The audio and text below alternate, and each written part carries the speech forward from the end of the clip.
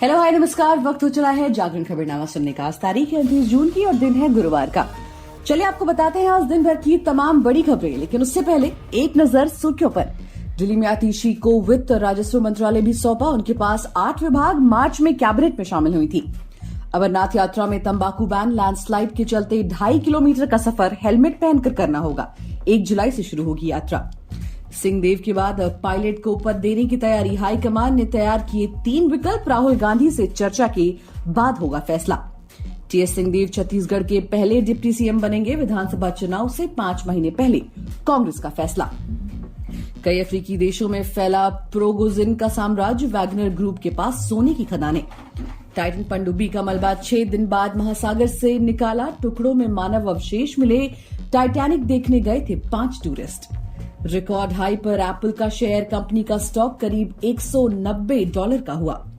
Ramcharan junior NTR बनेंगे Oscar के official member. Academy के 398 लोगों को मेंबर बनाने के लिए किया इनवाइट। विदेशी T20 लीग में रिटायर्ड खिलाड़ियों की हिस्सेदारी की समीक्षा करेगा बीसीसीआई। अब खबरें विस्तार से। दिल्ली में अरविंद केजरीवाल की मंत्रिमंडल में फेरबदल हुआ है। आप नेता आतिशी को वित्त और राजस्व मंत्री बनाया गया है। अब आतिशी के पास 8 विभाग हो गए हैं।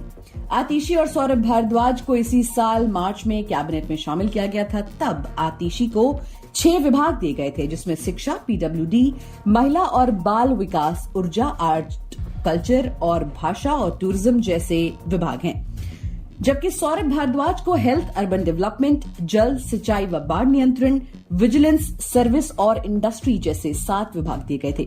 इससे पहले गुरुवार को ही दिल्ली सरकार ने उपराज्यपाल वीके सक्सेना पर कैबिनेट में फेरबदल से जुड़ी फाइल रोकने का आरोप लगाया था। आप सरकार ने कहा, हमने कैबिनेट में फेरबदल से जुड़ी फाइल उपराज्यपाल के पास साइन कराने के लिए भेजी थी, जो उन्होंने पिछले 4 दिनों से रोक रखी है।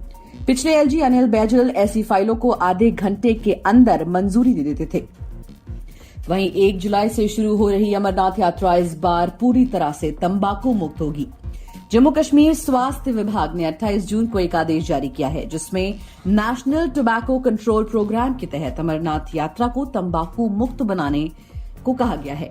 आदेश के तहत यात्रा में पड़ने वाले सभी पड़ावों पर तंबाकू प्रोडक्ट्स की बिक्री पूरी तरह बैन रहेगी। गांदरबल और अनंतनाग जिले की डिस्ट्रिक्ट सेल इस साल काम में प्रशासन की मदद करेगी। अमरनाथ श्राइन बोर्ड ने भी नियम बनाए हैं, जिसके तहत हाई रिस्क वाले 2.5 किलोमीटर के रास्ते में यात्रियों को हेलमेट पहनना होगा। तीर्थयात्रियों का पहला जत्था 30 जून को जम्मू भगवती नगर बेस कैंप से घाटी के लिए रवाना होगा। वहीं छत्तीसगढ़ में टीएस सिंहदेव को डिप्टी सीएम बनाने के बाद अब कांग्रेस हाईकमान राजस्थान को लेकर फैसला करने की तैयारी में है।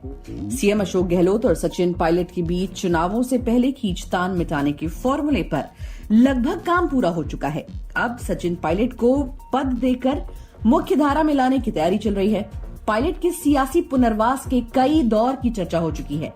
इसके लिए 3 विकल्पों पर विचार चल रहा है।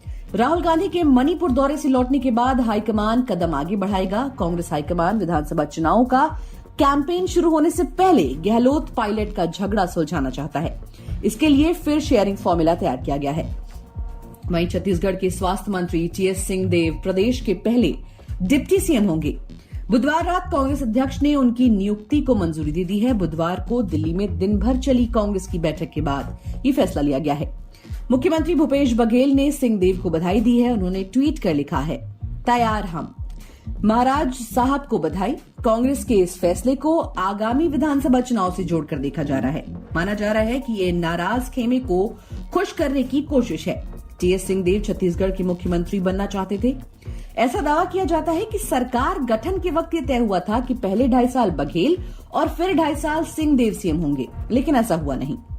वहीं वैगनर समूह के प्रमुख प्रोगोजिन के बेलारूस जाने के बाद रूस के विदेश मंत्री सर्गेई लैवरोव ने कहा कि विदेशों में चल रहे वैगनर के ऑपरेशन पर कोई असर नहीं होगा। दरअसल रूस को वैगनर के सैन्य ऑपरेशन से ज्यादा उसके अफ्रीका में फैले करोड़ों के साम्राज्य की चिंता है।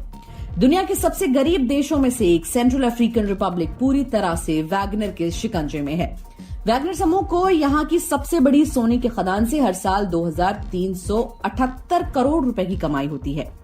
वैगनर समूह और प्रोवुजन ने कई सेल कंपनियों के जरिए सुरक्षा और खनन सहित सभी लाइसेंस हथिया लिए हैं। वहीं टाइटैनिक जहाज के मलबे को दिखाने गई टाइटन सबमरीन का मलबा 6 दिन बुधवार को मिल गया। इसे कई टुकड़ों में कनाडा के सेंट जॉन पोर्ट से लाया गया। 18 जून को यह सबमरीन अटलांटिक महासागर में 12,000 फीट नीचे गई थी। इसके बाद लापता हो गई। 4 दिन बाद 22 जून को इसका मलबा टाइटैनिक जहाज से 16,000 मीटर दूर मिला था। इसमें 4 टूरिस्ट थे और एक पायलट सवार था।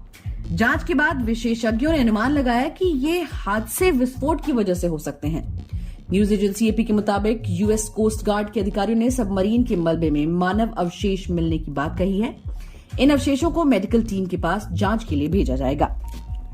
वहीं अमेरिका की मल्टीनेशनल टेक्नोलॉजी कंपनी एप्पल का शेयर बुधवार यानी 28 जून को रिकॉर्ड हाई पर पहुंच गया। एप्पल का शेयर $1.19 यानी कि 0.63% बढ़कर $179.25 पर बंद हुआ था। इसके साथ ही एप्पल का मार्केट कैप भी करीब $3 ट्रिलियन यानी कि $2.98 ट्रिलियन के पास पहुंच गया है। रिफाइनेटिव डेटा के अनुसार ये एप्पल के शेयरों में लगातार दूसरा रिकॉर्ड हाई लेवल है। एप्पल ने अभी तक $3 ट्रिलियन से ज्यादा की मार्केट कैप के साथ ट्रेडिंग सेशन क्लोज नहीं किया है। 3 जनवरी 2022 को इंट्राडे ट्रेडिंग में एप्पल का मार्केट कैप $3 ट्रिलियन से ज्यादा पहुंच गया था और ट्रेडिंग सेशन क्लोज होने पर उस लेवल के नीचे आ गया था। मनोरंजन जगत की बात करें तो the academy of motion picture arts and sciences ने ग्लोबल एंटरटेनमेंट इंडस्ट्री से जुड़े 398 मेंबर्स को एकेडमी का ऑफिशियल मेंबर बनने के लिए आमंत्रित किया है। इस लिस्ट में आरआरआर स्टार रामचरण और जूनियर एनटीआर का नाम भी शामिल है। इसके अलावा फिल्म मेकर मणिरत्नम और चैतन्य ताम्हाड़े के नाम भी शामिल है। इस कैटेगरी में इंडियन सेलिब्रिटीज को ऑफिशियल मेंबर बनने का आमंत्रण मिला है, जिसमें एक्टर के तौर पर रामचरण और जूनियर एनटीआर, प्रोड्यूसर में करण जौहर, डायरेक्टर में मणिरत्नम और चैतन्य ताम्हाड़े, म्यूजिक डायरेक्टर में एमएम किरावड़ी और चंद्र बोस, कास्टिंग डायरेक्टर में के सेंथिल कुमार और डॉक्यूमेंट्री मेकर में शौनक सेन। अब खेल जगत की बात करें तो बीसीसीआई 7 जुलाई को होने वाली अपनी शीर्ष परिषद की बैठक में विदेशी टी20 लीग में रिटायर्ड खिलाड़ियों की हिस्सेदारी की मौजूदा नीति की समीक्षा करेगा। बीसीसीआई अपनी लंबे समय से चली आ रही नीति के अनुसार खुद से पंजीकृत खिलाड़ियों को तभी विदेश टी20 लीग में हिस्सा लेने की अनुमति देता है जब वो अंतर्राष्ट्रीय क्रिकेट और घरेलू क्रिकेट से संन्यास ले लेते हैं, जिसमें इंडियन प्रीमियर लीग भी शामिल है।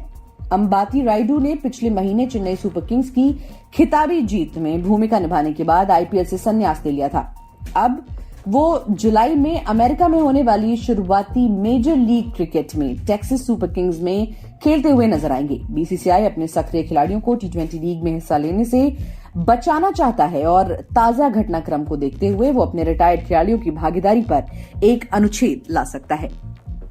इसी के साथ आज के लिए फिलहाल इतना ही। देश और दुनिया की बाकी खबरों को जानने के लिए सुनते रहिए जागरण खबरनामा।